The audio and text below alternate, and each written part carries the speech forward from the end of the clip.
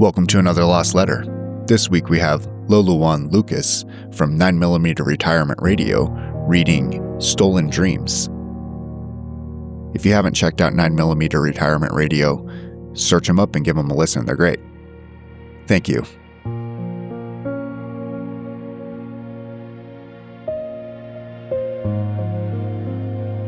The leaves made a crunchy sound as they cracked under my boot.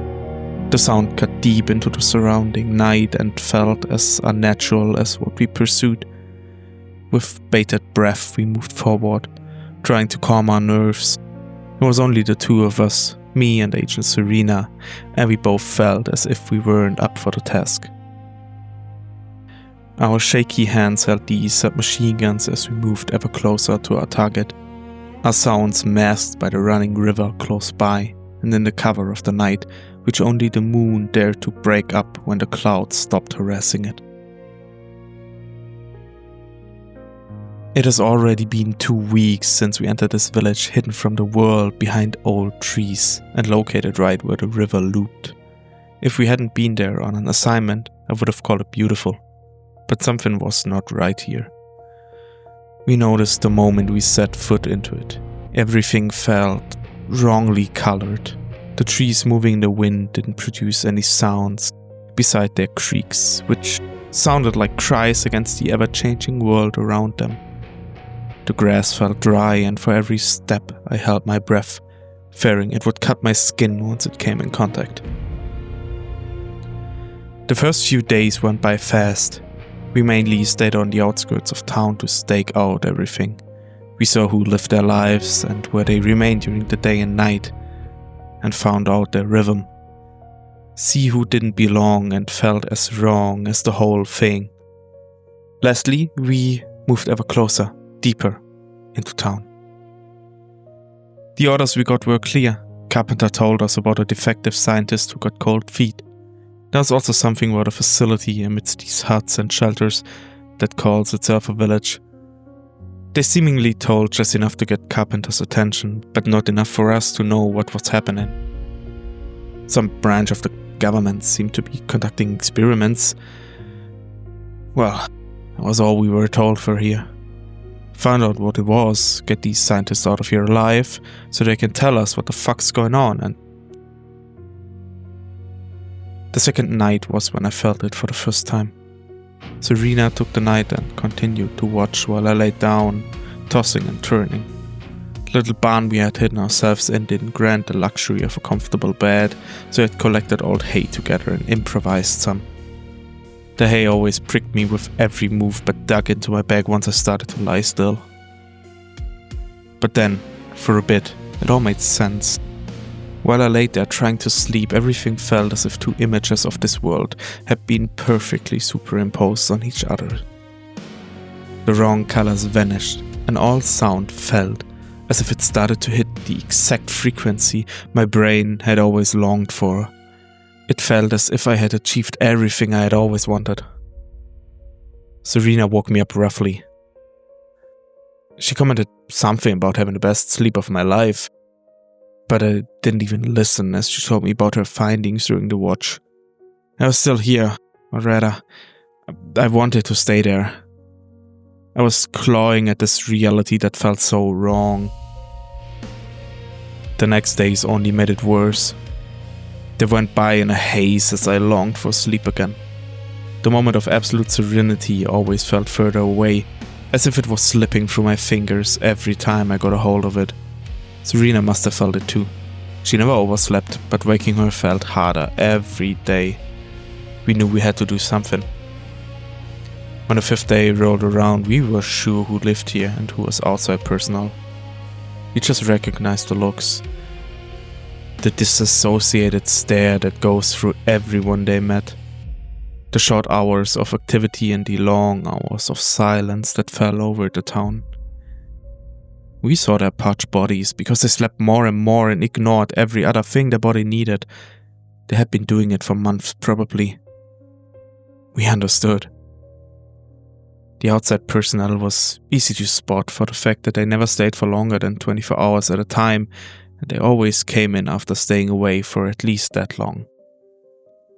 always moving in with some that looked like scientists and at least 2 or 3 spooks. Probably some federal, no badges, uniforms, or openly carrying weapons.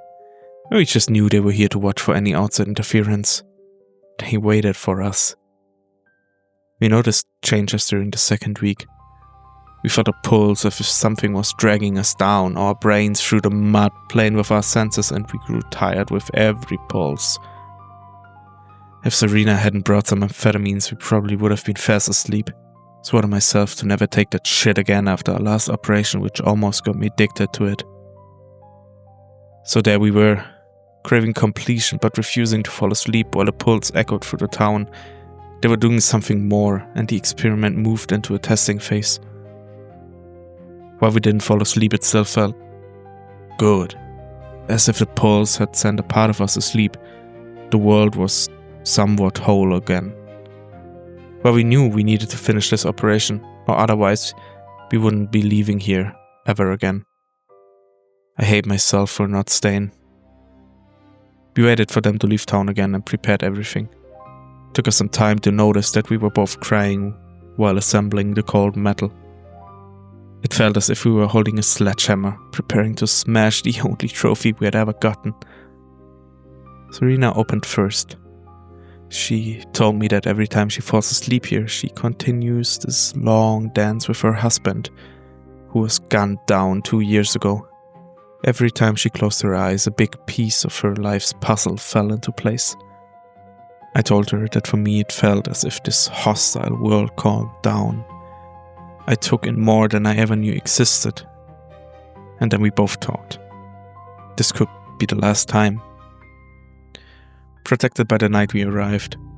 The crunchy leaves already long behind us, we saw the slightly illuminated entrance to a house just on the outskirts of the little town. One of the spooks stood in front smoking.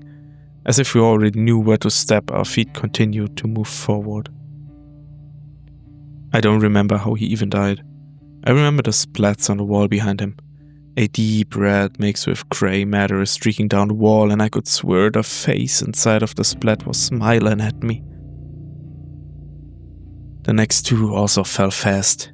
As we moved down the metal steps into the basement that must have been built new, they stood there with their backs turned towards us. Single moment later, 2 more faces smiled upon me, staring out of deep red stains on the concrete walls. We felt good, and the closer we moved, the stronger we felt connected to how the world really was. We could feel the concrete breathe beside us, the souls of those we had left behind rejoicing in their freedom, now that they have left the small confinement they had been stuffed into when coming to this world. All our euphoria crashed once we entered the final room. We found the source of what we thought would be salvation. We thought we found what could make the world breathe again and be filled with all the right colors. I stood there watching as Serena started hitting the scientist, who screamed something about protection and a deal. She said she had to do it, but none of it made sense to me now as I stood so close to what I felt would right the wrongs in my world, and it did quite the opposite.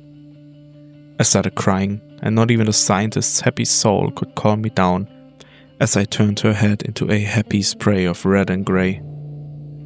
How could I be happy when the child in front of me was hooked up to a machine, deuced in a coma to let them sleep until... I don't know till when. Serena found some notes. They wanted to use this as a weapon. The innocence of a child, the lush colors, and the right sounds. Everything I had been craving was the innocent view of this world that this dreaming child had projected onto us. Projected his hopes for a wonderful world outside as it lay here, dreaming of a life that it never had. We knew what had to be done, but I couldn't do it. As much as I knew, I just couldn't bring myself to do it. Serena ushered me out. Something about telling the superiors. I knew she would finish this. I knew I wouldn't get to see her after this. The last 2 shots that rang out were amongst the loudest I have ever felt. It has been weeks since then. I feel like a part of me was left under there, hidden in a concrete and steel basement. My dreams got stolen just like the child's time. No matter how much I try, I can't dream anymore, and the world still feels wrong. I hope we did the right thing in stopping their experiments, so they can no longer inflict this on someone. What is a small part of me in exchange for so many others who never need to experience this? Tonight, I will sleep well. I bought every sleeping pill I could. Carpenter's been calling. He will find my report once they check up on me. But today I hope I can dream one last time.